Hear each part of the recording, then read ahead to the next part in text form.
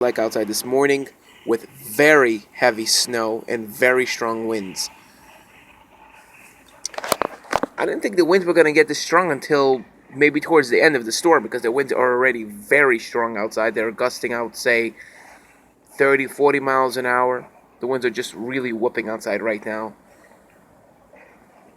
Visibility is absolutely horrible.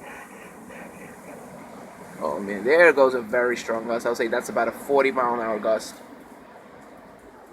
It's easily about, say, 40 miles an hour just went through right now.